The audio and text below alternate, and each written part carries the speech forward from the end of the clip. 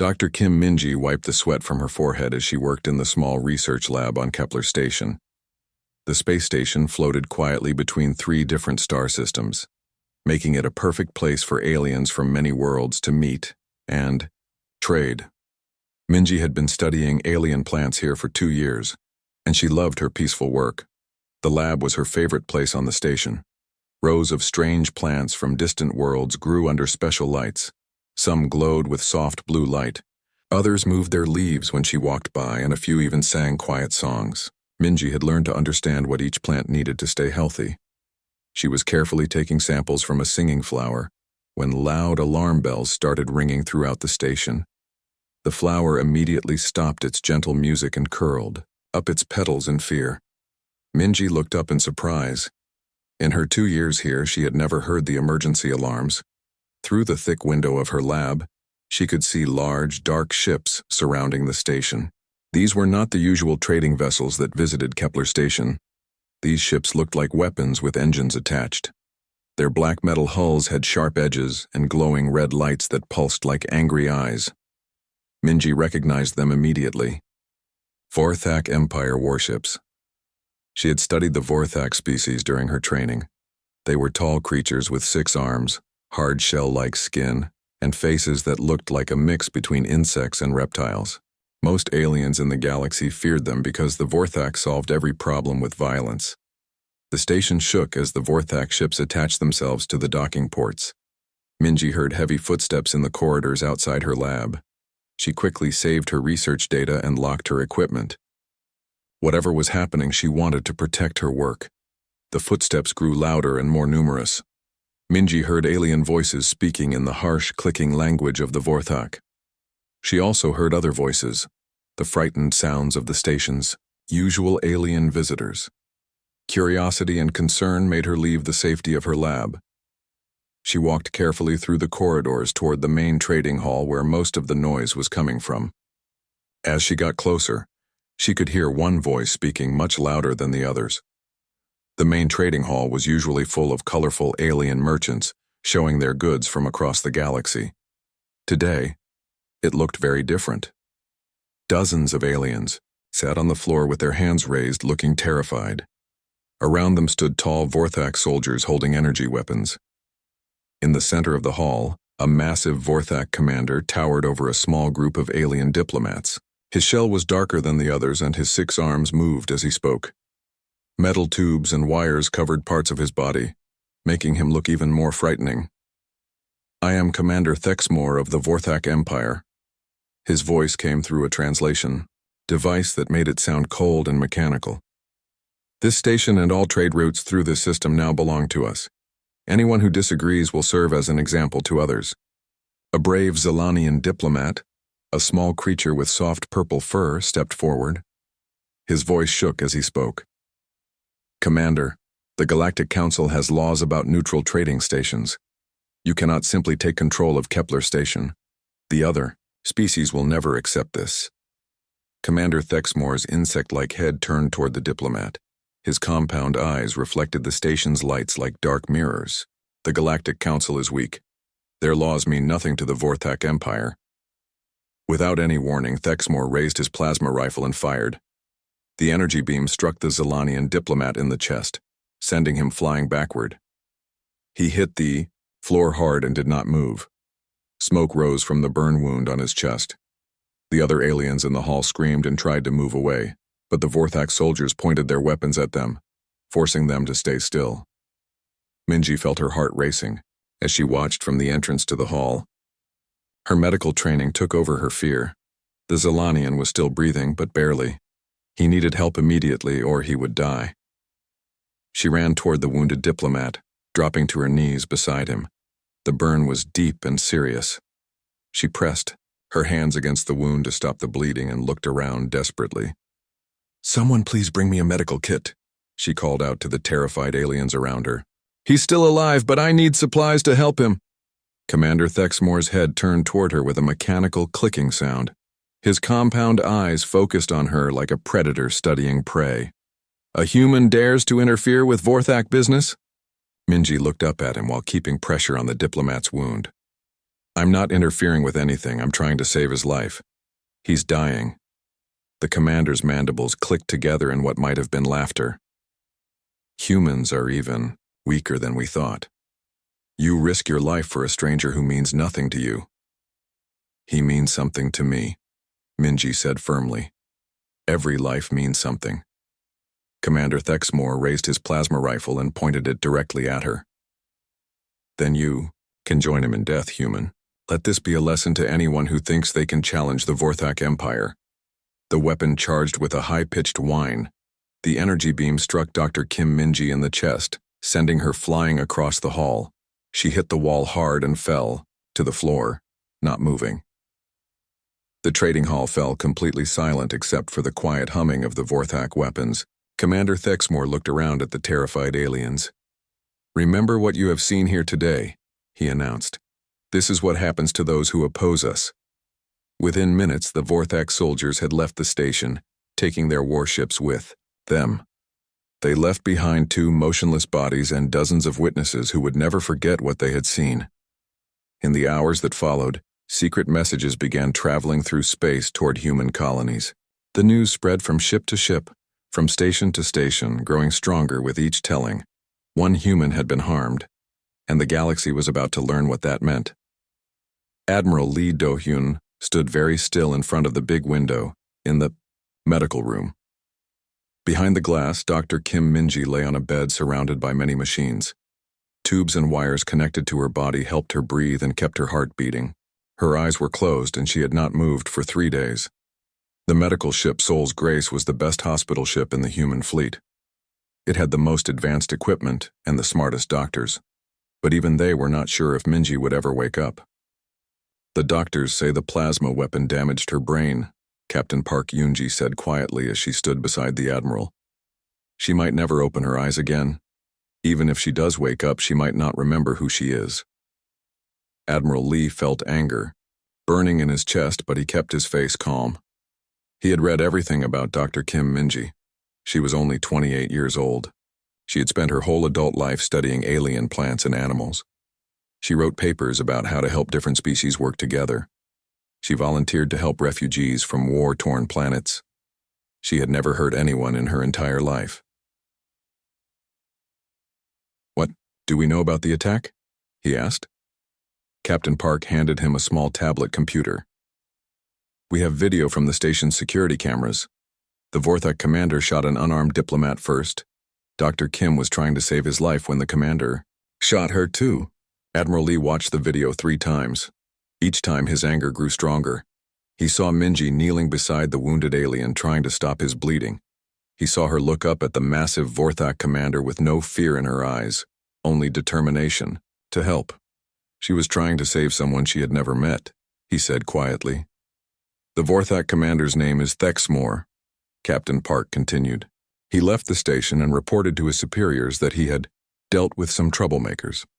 The Galactic Council received a formal complaint about the attack, but they have done nothing. Nothing? Admiral Lee turned to look at her. They sent a message saying it was an unfortunate incident and that all species should show restraint and avoid escalation. They refused to take any action against the Vorthak Empire. Admiral Lee closed his eyes and took a deep breath. The Galactic Council was supposed to protect innocent people from exactly this kind of violence. Instead, they were protecting the attackers. "Sir," Captain Park said carefully, "you should see the communications we have been receiving." They walked to the ship's command center.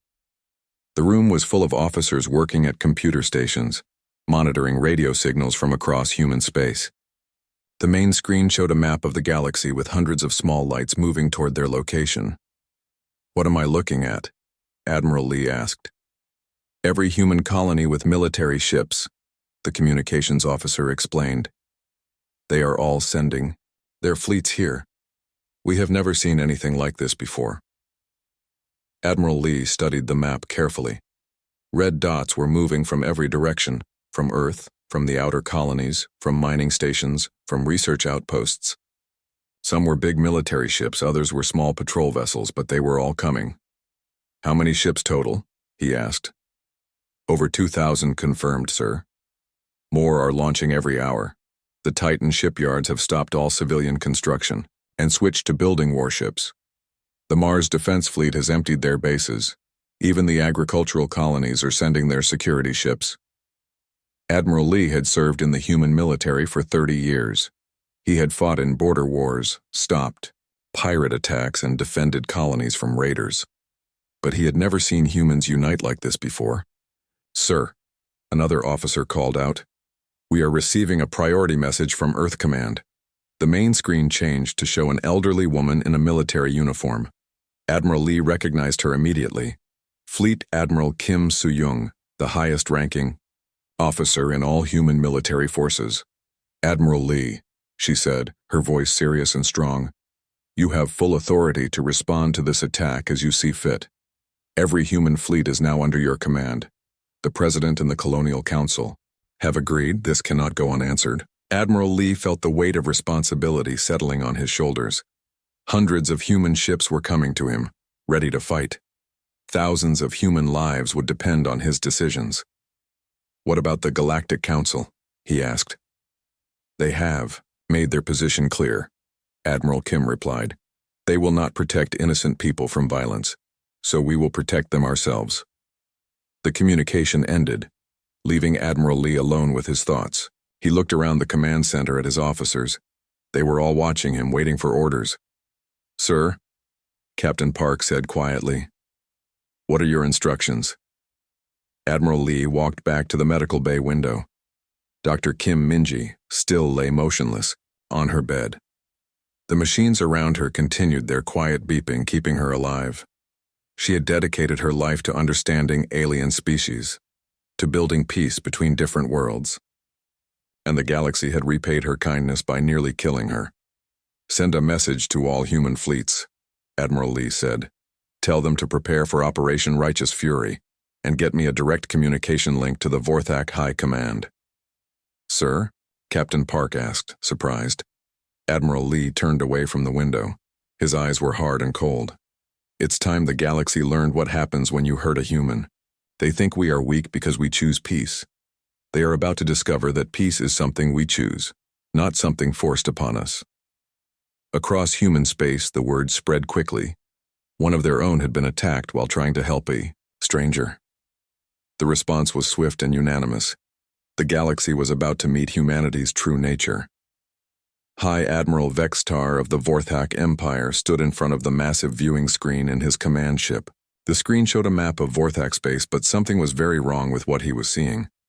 Hundreds of small red dots surrounded every Vorthak planet and space station. Human ships, everywhere. "How many vessels are we tracking?" he asked, his tactical officer, trying to keep his voice calm. The officer, a younger Vorthak with nervous clicking sounds coming from his mandibles, checked his instruments again. "Over 3,000 confirmed contacts, High Admiral. But our intelligence report said humans only had a few hundred military ships total." Vextar's 6 arms moved restlessly as he studied the display. The human ships were not attacking. They were just sitting there at the edge of Vorthak sensor range, watching, waiting. Their sleek silver hulls reflected starlight like the scales of hunting predators. They must be cargo ships and mining vessels, Vextar decided. Desperate humans pressing civilian ships into military service. Pathetic. But even as he said it, something felt wrong. The human formations were too perfect, too coordinated. These ships moved like they had been designed for war, not trade. "Sir," another officer called out, "we are receiving reports from all our border systems. Human ships appeared simultaneously at exactly the same time across our entire empire. That level of coordination should be impossible." Meanwhile, aboard the human flagship Righteous Fury, Admiral Lee Do-hyun was receiving status reports from his commanders spread across dozens of star systems. Each report painted the same picture. The Vorthak Empire was completely surrounded. "Captain Kang Jisoo reporting from Stealth Squadron Alpha," came a voice over the communication system. "We have completed mapping of all major Vorthak military installations. Their defensive positions are cataloged and ready for targeting." Admiral Lee nodded. Captain Kang's ships used advanced cloaking technology that made them invisible to most sensors. For the past 2 weeks, they had been secretly moving through Vorthak space, studying every military base, every supply depot, every communication station. Major Yang Xiokman reporting from Marine Division 7, another voice reported. Boarding teams are prepared and equipped for operations against Vorthak vessel designs. We have studied their ship layouts and identified critical systems. Commander, Han Ji-woo from Cyber Warfare Division, came a third report. We have identified vulnerabilities in Vorthak communication networks and computer systems. We can disable their coordination capabilities on your command. Admiral Lee looked at the tactical display showing his forces. Every red dot represented human lives ready to fight for Dr. Kim Min-ji, a woman most of them had never met. But they all understood what she represented. The idea that trying to help others should be rewarded, not punished. Sir, his communications officer said, we are receiving a transmission from the Vorthak High Command. They want to speak with you directly. Put it on screen, Admiral Lee ordered. The main display changed to show High Admiral Vextar in his command center. The alien's compound eyes glittered with what looked like amusement. His translator made his clicking speech sound cold and mechanical. Human, Admiral, Vextar said, your ships are trespassing in Vorthak space. Withdraw immediately or face the consequences. Admiral Lee stepped forward so his face filled the screen. High Admiral Vextar, one of your commanders attacked an unarmed, human researcher who was trying to save an injured alien. She lies in a coma because of your Empire's cruelty. Vextar's mandibles clicked in what might have been laughter. Commander Thexmore dealt with troublemakers as necessary. Your single human means nothing to the Vorthak Empire. She means everything. To us. Admiral Lee replied quietly. And you are about to learn the difference. The communication ended, leaving Vextar staring at a blank screen. He turned to his officers, who were all watching him nervously. Prepare all fleets for combat, he ordered. These humans think they can threaten the Vorthak Empire with their pathetic ships. We will destroy them and take their colonies as punishment for their impudence. But as Vorthak ships began moving to attack positions, something strange started happening. Human vessels that had been sitting motionless suddenly vanished from sensors, only to reappear in completely different locations. Ships that looked like simple cargo haulers suddenly deployed weapon systems that rivaled Vorthak battleships. Sir, the tactical officer reported, his voice shaking. The human ships are not what they appeared to be. These are not converted, civilian vessels. These are military ships designed to look harmless. Admiral Lee watched the Vorthak response from his command center. His intelligence officers had spent months studying Vorthak military doctrine. They knew exactly how the enemy would react to perceived threats. All units, he announced over the fleet communication system. The Vorthak Empire has made their choice. Dr. Kim Min-ji tried to save a life, and they nearly killed her for it. The Galactic Council has decided that such cruelty is acceptable. Today we show them a different perspective. Across human space, families gathered around communication screens to watch the news. Parents held their children close as reporters explained what was happening. The attack on Dr. Kim Min-ji had touched something deep in the human spirit. The belief that protecting innocent people was worth any sacrifice. Remember, Admiral Lee continued, we are not here for conquest or revenge. We are here to ensure that what happened to Dr. Kim never happens to anyone again. Show them that humanity's peaceful nature is a choice we make, not a weakness they can exploit. The Vorthak Empire controlled 12 star systems and commanded nearly 5,000 warships. By every measure, they should have been able to crush the human fleet easily. But numbers and firepower were not the only factors that determined the outcome of battles. Sometimes, the side that fought for the right reasons found ways to win that. Nobody expected. The galaxy was about to receive an education in human determination. The first sign that something was wrong came when a Vorthak supply convoy simply disappeared. 23 cargo ships carrying food, fuel, and weapons for the Third Fleet vanished between the Vorthak homeworld and the outer colonies. The only trace left behind was a single emergency beacon broadcasting the same message over and over. One human was harmed. High Admiral Vextar studied the reports with growing confusion. How does an entire convoy disappear? Where are the distress calls? Where are the battle recordings? His tactical officer checked the data again. "Sir, there are no signs of combat. The ships just stopped transmitting. Their last known positions show they were following normal hyperspace routes." Within 6 hours, 3 more supply convoys had vanished. Then the communication problem started. Commander Thexmore was trying to coordinate his battle group when his communication system suddenly went silent. He pressed buttons and shouted at his officers, but no messages could get through to other Vorthak ships. Across the Empire, the same thing was happening.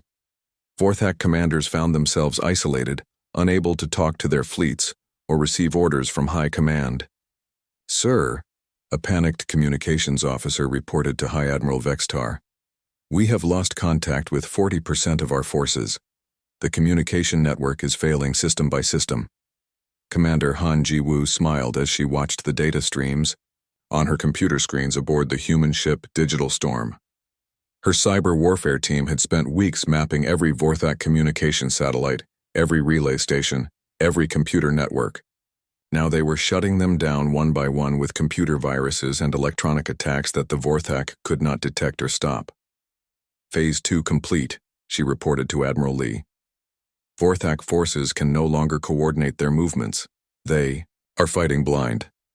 The real shock came when Vorthak and human ships finally met in direct combat. High Admiral Vextar watched in horror as his most experienced battle groups were destroyed by human tactics that seemed to ignore the laws of physics.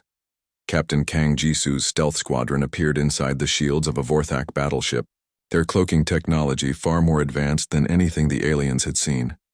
Her ships fired precision shots that disabled the enemy's weapons and engines without destroying the crew areas. "Surrender and your crew will be spared." Her voice came over the Vorthak ship's communication system. "Continue fighting, and you will join your supply convoys." The Vorthak captain, realizing his ship was helpless, had no choice but to surrender. Major Young Sokmin led boarding parties that moved through Vorthak ships like ghosts. His Marines had studied every detail of Vorthak ship design. They knew exactly where to place their charges to disable life support, where to cut power cables to stop the engines, and how to reach the command centers without fighting through heavily defended corridors. The Vorthak soldiers found themselves fighting an enemy that seemed to know their ships better than they did. Human Marines appeared from ventilation shafts, from maintenance tunnels, from storage compartments that should have been empty. They struck quickly and disappeared before the aliens could organize counterattacks.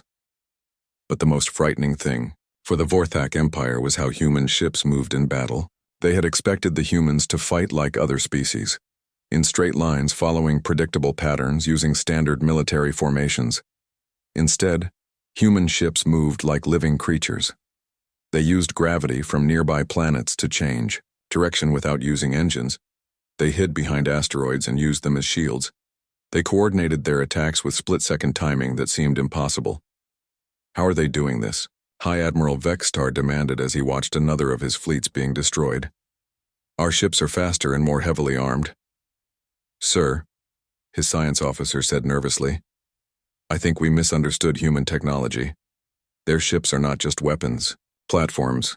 They are integrated systems designed for three-dimensional combat in space. Our ships were built to intimidate ground-based populations. Theirs were built to fight other spacecraft." The truth was even more disturbing. Humans had been preparing for this kind of war for decades. Every human child learned about space combat in school. Every human ship captain trained for battles in asteroid fields near gas giants around neutron stars. They had turned the entire galaxy into their battlefield. Commander Thexmore found himself trapped on his flagship as human ships surrounded him. He tried to fight, but his weapons could not hit targets that moved so unpredictably. His shields failed under precise attacks that targeted their power generators. His engines stopped working when human Marines cut the fuel lines. When the boarding party reached his command center, Thexmore was shocked to see humans in combat armor that looked more advanced than anything the Vorthak Empire possessed. The Marine leader removed her helmet, revealing the face of a young human woman. "Commander Thexmore," Major Yang Sokman said calmly, "you are under arrest for the attempted murder of Dr. Kim Minji. You cannot defeat the Vorthak Empire." Thexmore clicked angrily. "We have thousands of ships. Major Yang looked at him with cold eyes. Commander, 3 hours ago you had thousands of ships, now you have dozens. Your supply lines are gone. Your communications are destroyed. Your allies have abandoned you. The Vorthak Empire ended the moment you decided to shoot an unarmed researcher. As Thexmore was dragged away in restraints designed specifically for his species, he realized that the humans had not just been preparing for war, they had been preparing for this exact war, against this exact enemy for this exact reason. Admiral Lee stood on the bridge of his flagship watching the last Vorthak resistance crumble. In 3 months, the most feared military empire in this part of the galaxy had been completely destroyed. Not through overwhelming force, but through precise application of superior strategy, technology, and preparation. But the humans were not finished. The galaxy was about to learn that attacking one human had consequences that reached far beyond the Vorthak Empire. 6 months after the attack on Kepler Station, Dr. Kim Minji slowly opened her eyes. The room was bright and clean, filled with flowers from dozens of different worlds. Her bedside table was covered with cards and letters written in languages she had never seen before. Her head felt heavy and confused. The last thing she remembered was kneeling beside the wounded Zelanian diplomat, trying to stop his bleeding. Everything after that was darkness. "You're awake," said a gentle voice beside her bed. Minji turned her head carefully and saw Admiral Lee Do-yun sitting in a chair. He looked older than she remembered, with new lines around his eyes, but he was smiling. "Admiral Lee," she said, her voice weak and scratchy. "What happened? Where am I?" "You're on the medical station above Earth," he explained. "You've been in a coma for 6 months. The doctors weren't sure if you would ever wake up." Minji tried to sit up, but her body felt weak. "The Zelanian diplomat, is he alive?" "Yes, he survived. His name is Ambassador Thymel, and he has sent you flowers every week since the attack. He says you saved his life." Slowly, Admiral Lee explained what had happened after she was shot. He told her about the human fleets gathering from across the galaxy. He described the war against the Vorthak Empire and how it had ended with their complete defeat. "How many people died?" Minji asked quietly. "Surprisingly few," Admiral Lee replied. "We were very careful to target only military installations and ships. Most Vorthak soldiers survived and are now working on rebuilding their worlds under Galactic Council supervision." Minji felt confused. "But why did all this happen? I was just trying to help someone." Admiral Lee's expression became serious. "That's exactly why it happened, Minji. You represent everything good about humanity, our willingness to help strangers, to risk ourselves, for others to choose compassion over safety. When the Vorthak Empire tried to kill you for showing kindness, they attacked the very heart of what makes us human." Through the window of her room, Minji could see space stations and ships moving in organized patterns. But something looked different from what she remembered. "Those aren't just human ships," she observed. "No, they're not," Admiral Lee confirmed. "The galaxy has changed, Minji. After the Vorthak Empire fell, we discovered that many other species had been suffering under their protection agreements. The Galactic Council had been ignoring attacks on innocent people for years." He handed her a tablet computer showing news reports from across the galaxy. "We established new rules. Any species that attacks non-combatants now faces immediate intervention from human forces. We call it the Kim Minji Doctrine." Minji stared at the screen in shock. "They named it after me?" "The Galactic Council voted unanimously," Admiral Lee said. "Even the species that opposed us initially agreed that protecting innocent people should be the highest priority." As Minji read the reports, she learned about the massive changes that had swept through the galaxy. Trade routes that had been controlled by aggressive empires were now open to all species. Pirates and raiders found their bases destroyed by human patrol ships. Refugee camps received supplies and protection from human relief organizations. "But we didn't stop there, Admiral," Lee continued. "Every species that remained silent during your attack, every government that refused to condemn the violence, every organization that called it an acceptable incident, They all discovered that their relationships with humanity had consequences. The Zelanian Republic, which had spoken out against the attack, now enjoyed preferred trading status with human colonies. The Manthari Federation, which had remained silent, found their trade agreements cancelled and their diplomats refused entry to human space. "We're not seeking revenge," Admiral Lee explained. "We're simply making it clear that neutrality in the face of cruelty is a choice with consequences." A soft knock on the door interrupted their conversation. A small, purple-furred alien entered the room, carrying a bouquet of the singing flowers that Minji had been studying on Kepler Station. "Dr. Kim," the alien said in accented human language, "I am Ambassador Thymel. You saved my life." Minji smiled weakly. "I'm glad you're okay. Because of what happened to us, the galaxy is safer for everyone," Thymel continued. "My children can now travel between worlds without fear. Researchers like you can study in peace. Traders can conduct business without paying protection money to criminal empires." Over the following days, Minji received visitors from across the galaxy. Scientists who had read her research papers, alien children whose planets were now protected by human patrol ships, even former Vorthak soldiers who had been freed from their empire's harsh military system. Each visitor told her the same thing, that her act of compassion had inspired changes that made the entire galaxy a better place. "I don't understand," Minji said to Admiral Lee during one of his visits. "I just did what anyone would do. I saw someone who needed help and I tried to help them." "That's exactly the point," he replied. "Most species assumed that was weakness. They thought humans were easy targets because we choose to be peaceful. But what they discovered is that our peaceful nature comes from strength, not fear." Admiral Lee stood up and walked to the window. "The galaxy spent centuries believing that might makes right, that the strong should dominate the weak. You proved that compassion is actually the greatest strength of all." As Minji recovered, children on human worlds learned a new bedtime story. It told of a brave scientist who risked everything to help a stranger, and how her courage reminded an entire species that some principles are worth fighting for. The galaxy had wanted to test human resolve. They discovered that humanity's greatest weapon was not their advanced technology or military strategy, but their unwillingness to let cruelty go unpunished. The universe was safer because one human had chosen to help, and an entire species had chosen to respond.